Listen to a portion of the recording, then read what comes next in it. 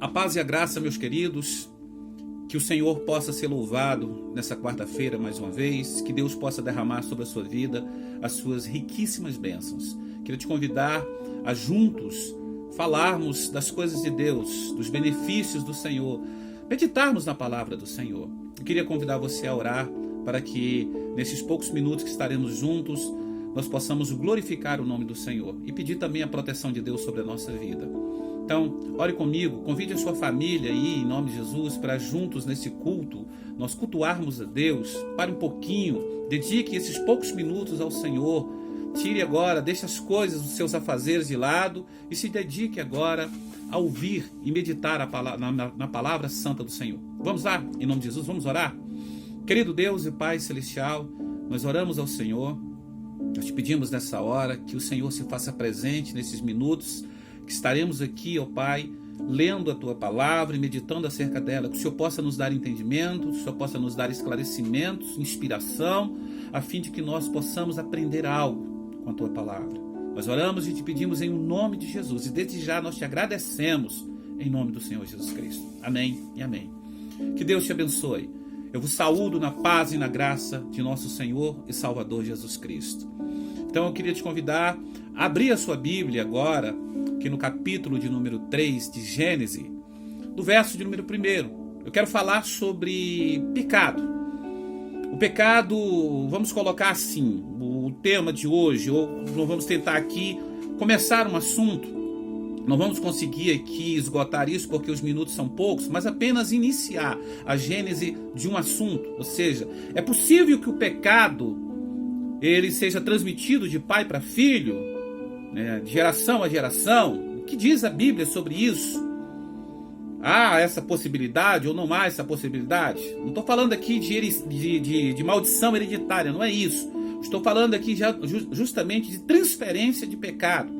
Então, eu queria ler com vocês, a princípio, aqui, Gênesis, capítulo de número 3. Gênesis, capítulo 3, verso 1. Convido você a orar comigo, a ler comigo. Mas a serpente, mais astuta do que todos os animais selvagens que o Senhor Deus tinha feito, disse à mulher: é verdade que Deus disse, não comam do fruto de nenhuma árvore que está no jardim? A mulher respondeu à serpente: do fruto das árvores do jardim podemos comer, mas do fruto da árvore que está no meio do jardim, disse Deus, vocês não devem comer dele, nem tocar nele, porque vocês morrerão se assim fizerem. Verso 4. Então a serpente disse à mulher: é certo que vocês não morrerão, porque Deus sabe que no dia em que dele comerem, os olhos de vocês se abrirão, e como Deus, vocês serão conhecedores do bem e do mal. Aí nós vamos para o verso 6. Vendo a mulher que aquela árvore era boa para se comer, agradável aos olhos e árvore desejável para dar entendimento, tomou do seu fruto e comeu, e deu também ao seu marido, e ele comeu. Então, esse é o texto aqui, a princípio, o texto de início que nós vamos aqui meditarmos. E para começar aqui, uma colocação. Né? É possível que o pecado ele seja transmitido? Uma vez que nós estamos vivendo um tempo de pandemia, falando de vírus, de uma pessoa que pode transmitir para outra e tudo. Então, é um assunto também que encaixa.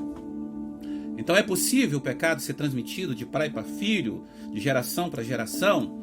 Primeiro, nós temos que entender da onde veio o pecado. Por que nós somos pecadores?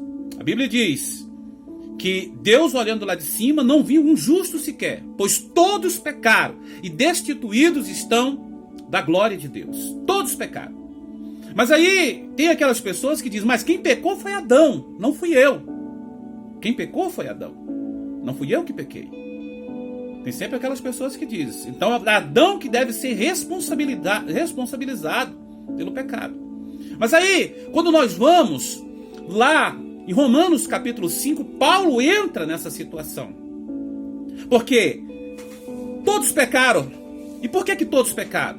Porque todos nós viemos de Adão. Adão é a matriz. Adão é o primeiro homem. E a partir de Adão vem toda a geração da humanidade. É a partir de Adão. Ele é a semente, ele é o primeiro. Ele é a criação primária de Deus. E a partir dele vem toda a humanidade. Então, assim como todas as bênçãos estavam sobre Adão, também, se Adão desobedecesse, todas as maldições também estavam inseridas em Adão. Paulo fala isso em Romanos capítulo 5. Vamos ler Romanos no capítulo 5, para que nós venhamos entender um pouco o que Paulo fala. Olha só, Romanos capítulo 5, no verso de número 18. Presta bem atenção no que Paulo fala. Diz assim: porque assim como por um só homem, ou melhor, por uma só ofensa, veio o juízo sobre todos os homens para a condenação, assim também, por um só ato de justiça, veio a graça sobre todos os homens, para a justificação da vida, ou justificação de vida, em algumas traduções. Verso 19: porque como que pela desobediência de um só homem, muitos foram feitos pecadores, assim pela obediência de um, muitos serão feitos justos. Veio, porém, a lei para que a ofensa abundasse, mas onde o pecado abundou, superabundou a graça. Para que assim como que o pecado reinou na morte, também a graça reinasse pela justiça para a vida eterna por Cristo Jesus, nosso Senhor. Então Paulo está dando uma explicação. Paulo está falando assim, olha, o pecado entrou através, a ofensa entrou, o pecado entrou através de um só homem. Todos foram condenados, destinados à morte por causa do pecado de Adão. Todos. Mas aí Deus também, sendo justo e trazendo uma justificação, o que Deus faz? Deus também envia o segundo Adão. O segundo Adão é Jesus, o homem perfeito, que dá agora a oportunidade de todo ser humano, através da graça, do favor imerecido, também ser justificado. Aí, nós vamos para um texto agora de Êxodo, no capítulo 20, quando Deus dá os mandamentos para Moisés, para que Moisés venha entregar esses mandamentos ao povo. Deus fala algo muito especial a Moisés. No Êxodo capítulo 20, versos 5 e 6. Diz assim: porque eu, Senhor, teu Deus, sou Deus zeloso, que visito a iniquidade dos pais nos filhos, até a terceira e quarta geração daqueles que me odeiam, daqueles que me aborrecem, em algumas traduções, e faço misericórdia a milhares dos que me amam e aos que guardam os meus mandamentos. Porque eu, Senhor teu Deus, sou Deus zeloso, que visito a iniquidade dos pais nos filhos, até a terceira e quarta geração. O que está dizendo aqui os mandamentos de Deus? Que Deus, ele visita até a terceira e quarta geração o pecado dos pais nos filhos. Ou seja, que há aí uma transferência. Ou seja, que de alguma forma nós herdamos dos nossos pais, dos nossos entes queridos, alguma coisa. Assim como nós herdamos o pecado de Adão, os pais, aqui em Êxodo, no capítulo 20, transferem também pecados, de alguma forma, algum tipo de ofensa para os seus filhos. Porque Deus está falando, eu visito a maldade dos pais, a iniquidade, a ofensa dos pais nos filhos, até a terceira e quarta geração daqueles que me odeiam. Então isso está escrito em Êxodo, no capítulo 20, verso 5 e verso 6. Mas também está escrito: e faço misericórdia a milhares dos que me amam e aos que guardam os meus mandamentos. Mas aí quando nós vamos para Ezequiel, lá em Ezequiel tem uma palavra muito interessante. Ezequiel, ele fala algo muito especial. Ele diz assim, presta bem atenção. Ezequiel, no capítulo de número... Deixa eu pegar aqui. Ezequiel, no capítulo de número 18. Ezequiel, ele fala algo muito interessante, porque Ezequiel, ele diz que Deus, ele, na sua infinita misericórdia, ele também, quando o homem se converte, quando o homem abandona o seu pecado, Deus não transfere, não permite que ele venha herdar esse pecado dos pais. de alguma forma, Deus ali manda que este mal, ele venha cair por terra. É o que diz a palavra do Senhor. Olha só, Ezequiel capítulo 18, no verso 20, até o verso de número 23. Presta bem atenção. Diz assim, verso 20, capítulo 18. A alma que pecar, esta morrerá. O filho não levará a iniquidade do pai, nem o pai levará a iniquidade do filho. A justiça do justo ficará sobre ele, e a impiedade do ímpio cairá sobre ele. Preste atenção. Verso de número 21. Mas se o ímpio se converter de todos os pecados que cometeu, e guardar todos os meus estatutos, e proceder com retidão e justiça, certamente viverá e não morrerá.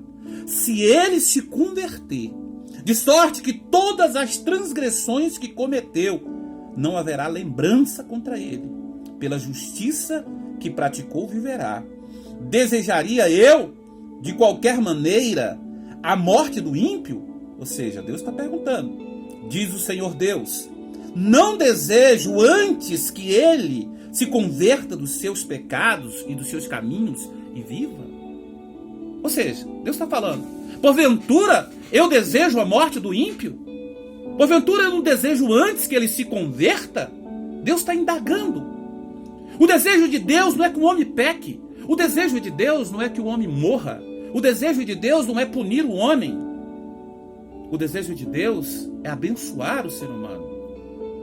Agora, fato é, e é algo muito controverso, que a Bíblia diz que Deus visita o pecado dos pais nos filhos até a terceira e quarta geração daqueles que o aborrecem, daqueles que o ofendem.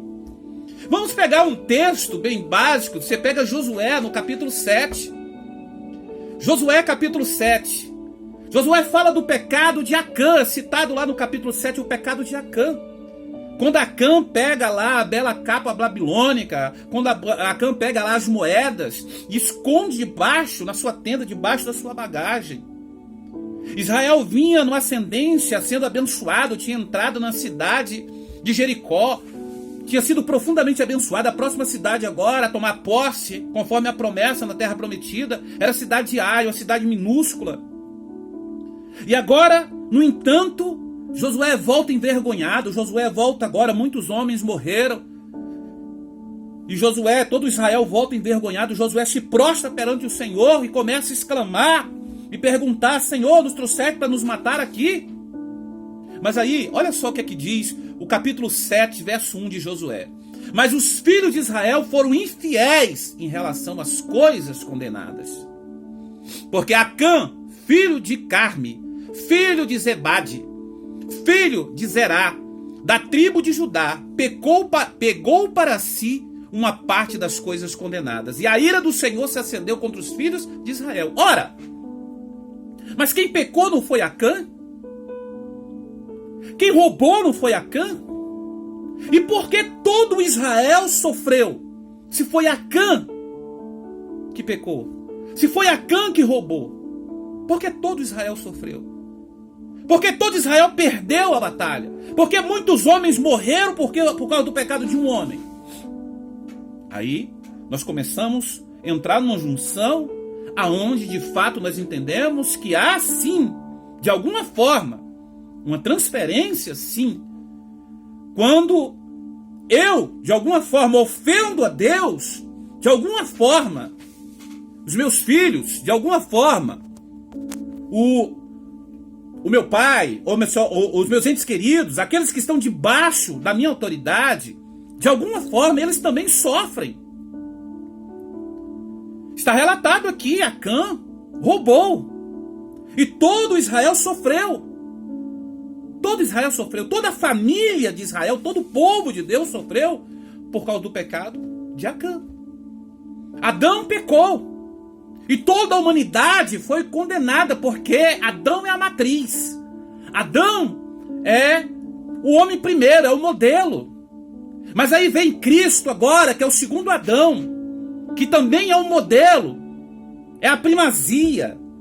Vem Cristo agora e nos dá a oportunidade de, ao invés de nós nos espelharmos em Adão, nos espelharmos em Cristo.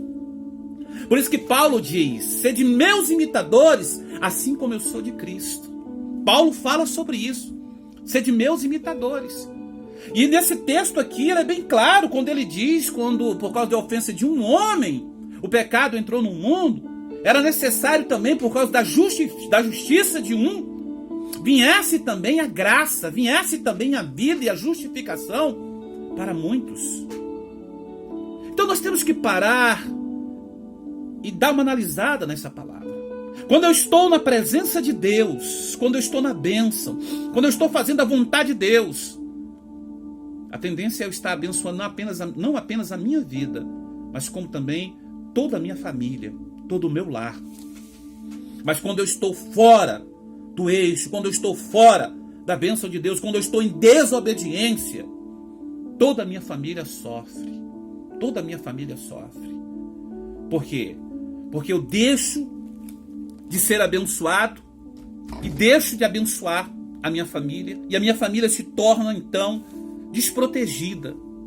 Ela passa a ser desprotegida. O pecado de Adão, ele ali é como se fosse o pecado original. É como se fosse o pecado inicial. Adão pecou, podemos se dizer, a princípio, uma única vez. Uma única vez. Olha o que é que diz a Bíblia Sagrada. E para nós entendermos também a astúcia do diabo, como ele é astuto.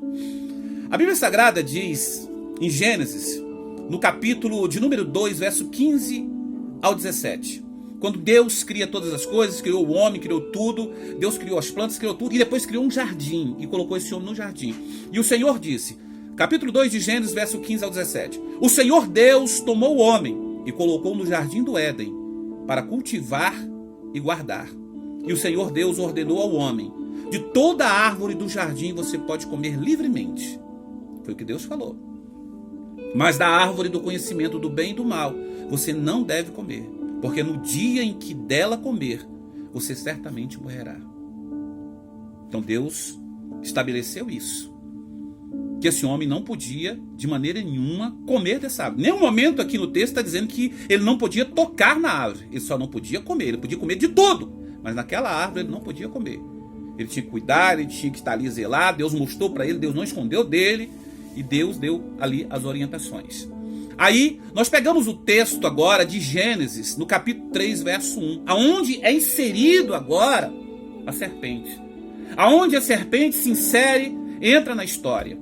Ou seja, Satanás, ele pega o corpo da serpente, por ela ser um dos animais mais astutos que Deus tinha criado, então Satanás usa o corpo da serpente. Poderia ser outro, mas ele preferiu usar a serpente, porque era astuta. Então está escrito aqui, Gênesis capítulo 3, verso 1. Mas a serpente que nós lemos, mais astuta do que todos os animais selvagens que o Senhor Deus tinha feito, disse à mulher: é verdade que Deus disse, não comam do fruto de nenhuma árvore do jardim? Ora, você vê que como o diabo ele é sutil.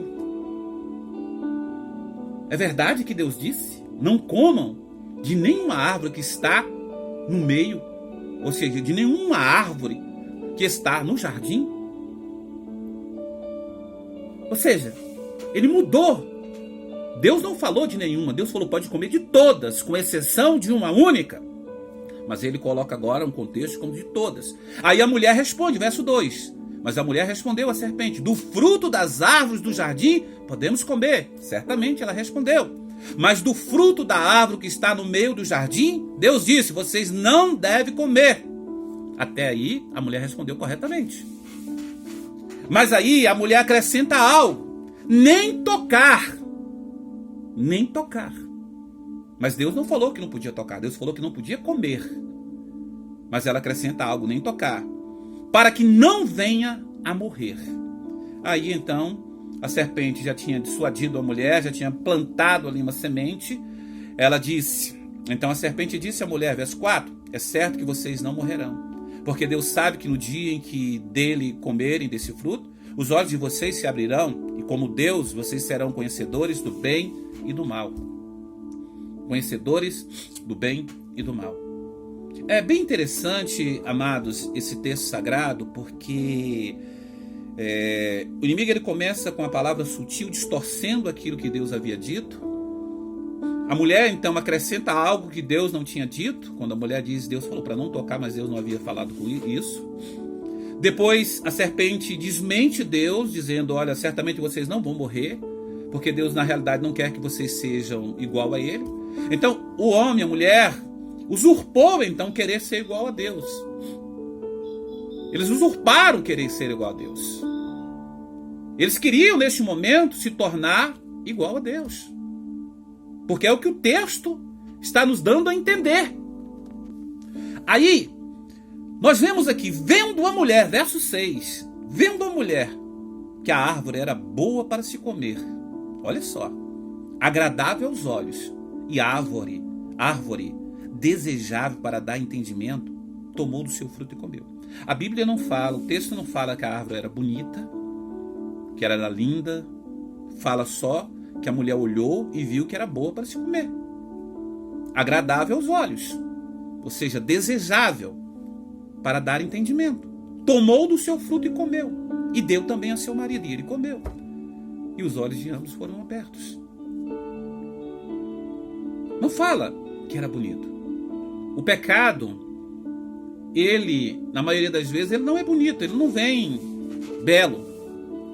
Mas todas as vezes ele é desejável. É o desejo. É aquilo que Deus falou para Caim. Caim, o desejo está à porta, mas sobre ele você deve dominar. Capítulo 4 de Gênesis. Sobre ele você deve dominar. O pecado jaz à porta, o desejo sobre ti, mas sobre ele você deve dominar. Então, nós temos que ter um cuidado muito grande quando nós erramos, porque nós não estamos errando sozinhos. Nós estamos errando e ao mesmo tempo podemos estar errando e trazendo uma grande ofensa sobre a nossa família. Estamos talvez tirando as bênçãos de Deus sobre a nossa família. Toda a família começa a sofrer. Olha o exemplo de uma pessoa quando tem um viciado, quando tem uma pessoa alcoólatra na família. Toda a família não sofre por causa de um ente querido. Até que aquela pessoa seja liberta, toda a família não está sofrendo. E quando aquela pessoa consegue se libertar, toda aquela família não se alegra também, não participa das bênçãos também. Quantas famílias se desmoronaram, quantas famílias foram destruídas por causa de um ente querido. E o pecado entrou e destruiu tudo. Então nós temos que parar e refletir sobre isso. Eu queria hoje deixar sobre esse ponto inicial aqui, sobre a questão do pecado. É possível o pecado ser transferido? Eu não vou dizer para você, você vai raciocinar sobre as poucas palavras que nós falamos.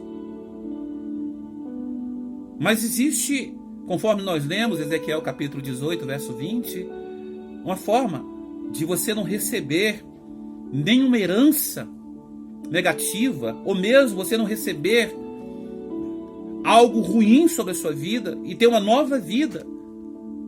É você se converter e buscar o Senhor e ser uma nova criatura em Cristo Jesus, nosso Senhor. Porque as coisas velhas se passaram e eis que tudo se fez novo. A Bíblia diz que Ele levou sobre si as nossas maldições, as nossas dores. Ele levou sobre si as nossas mazelas. Ele levou todas as nossas maldições sobre si. O castigo que nos traz a paz estava sobre ele.